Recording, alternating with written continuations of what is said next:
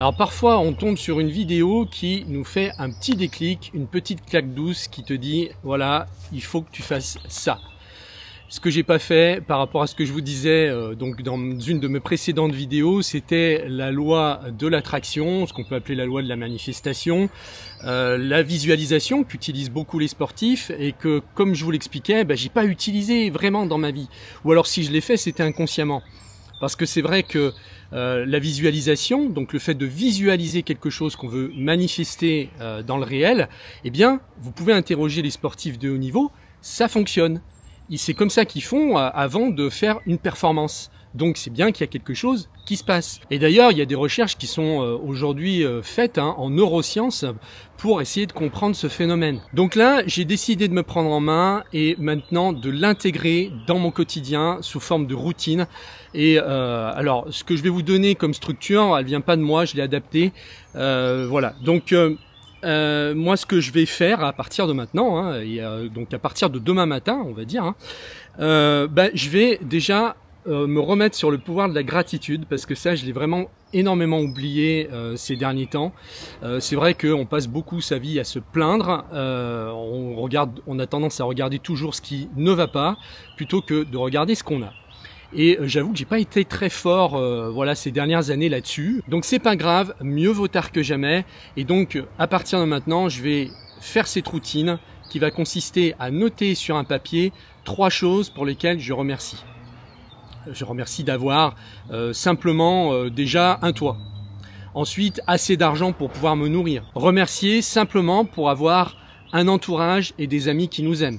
Parce qu'à partir de maintenant, j'ai vraiment envie de kiffer ma life et de rien laisser au hasard. Donc l'autre jour, je vous ai lu un texte sur Arnold Schwarzenegger et comment en fait il se servait de la visualisation, comment il s'en est servi toute sa vie en fait pour arriver à faire tout ce qu'il a fait, c'est-à-dire à faire du bodybuilding et à devenir Mister Univers, à devenir un acteur qui était les mieux payés d'Hollywood et même carrément gouverneur dans un État des États-Unis.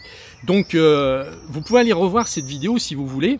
Et là aujourd'hui, je vais vous lire donc l'histoire de Jim Carrey, puisque lui aussi s'en est servi. Il était passé dans une interview d'Oprah Winfrey dans lequel il expliquait son parcours. Donc là, quand il n'avait pas encore percé, Jim Carrey avait l'habitude de monter seul en haut des collines de Mulholland Drive à Los Angeles. Là, il se garait, regardait les lumières de la ville et se disait à haute voix « Je suis un acteur célèbre, les meilleurs rôles me sont proposés, les gens m'admirent pour mon talent ». Et il le répétait encore et encore, pas comme une affirmation mentale, mais comme une incantation vibratoire. Et il rentrait en pleurant d'émotion tellement il le sentait vrai. Et un jour, il est allé plus loin. Il a sorti un vrai chèque et il a écrit dessus 10 millions de dollars. Et il l'avait mis dans sa poche. Il le gardait dans sa poche. Et il avait marqué donc pour service d'acteur rendu. Il l'a daté Thanksgiving 1995. Et il l'a glissé donc voilà dans son portefeuille et il le gardait sur lui comme un talisman. Et là, quelques années plus tard, il décroche le film Dumb and Dumber, qui est excellent d'ailleurs. Je suis à chaque fois éclaté quand je le regarde. Et il est payé exactement 10 millions de dollars. Pile ce qu'il avait écrit sur son chèque. Et donc dans cette même interview avec Oprah, il dit une chose essentielle, vous ne pouvez pas simplement visualiser et aller manger un sandwich, il faut aussi se mettre en mouvement. Mais ce que j'ai compris, c'est qu'à un moment, il faut lâcher. L'univers, c'est mieux que toi, quand et comment ça doit arriver. C'est une clé importante, visualiser avec intensité, agir sans forcer, puis lâcher et faire confiance. Plus tard, Jim Carrey est allé encore plus loin, il a dit que tout ce qu'il avait manifesté était bien arrivé, mais que ça l'avait amené à se demander qui il était au-delà du succès. Et il a dit, j'espère que tout le monde pourra devenir riche et célèbre, juste pour voir que ce n'est pas ça le vrai bonheur. Voilà, donc il y a beaucoup de subtilité dans ce qu'il dit en même temps. Et donc cette histoire de manifestation, elle est vieille comme le monde, puisque c'est dans la Bible, c'est dans le Nouveau Testament. Il n'y a pas besoin d'aller chercher au-delà de ça. Moi, quand j'étais jeune, voilà, mon maître, c'était le Christ. Hein. J'avais une croix autour du cou, et puis ça faisait marrer un peu mes potes. Bon, ils me taquinaient un peu gentiment avec ça. Enfin voilà, ils me disaient, voilà le fan de Jesus. Et il y a tous les Mormons, les témoins de Jéhovah qui m'arrêtaient dans la rue dès qu'ils voyaient que j'ai fait une croix là. Bon voilà, à un moment donné, je l'ai enlevé. Hein. Mais pour vous dire que c'est indiqué de toute façon dans le Nouveau Testament, dans l'Évangile selon saint Marc, et c'est l'une des plus puissantes paraboles de manifestation de tout le Nouveau Testament, il est dit, c'est pourquoi je vous dis, tout ce que vous demanderez en priant, croyez que vous l'avez reçu. Et cela vous sera accordé.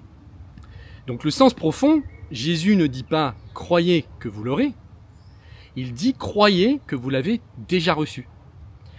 C'est exactement la loi de l'Assomption, bien avant Neville-Goddard, c'est la foi vibratoire absolue, au-delà du visible, c'est une invitation à habiter dès maintenant l'état accompli, comme si le résultat était déjà là dans l'invisible.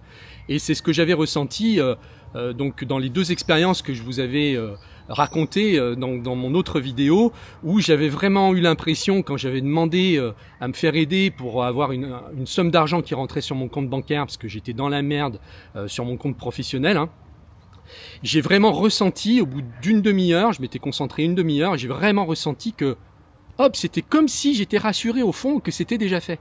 Et ça, je l'ai bien vécu et bien ressenti. Et donc, la clé, c'est de faire vraiment comme si vous l'aviez déjà vécu, comme si c'était un souvenir. C'est ce que disait Arnold Schwarzenegger.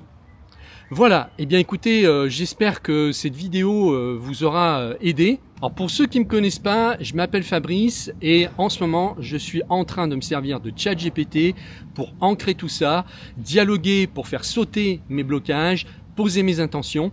Et donc si ça t'intéresse, tu peux accéder à ma formation où je te partage mes dialogues avec ChatGPT.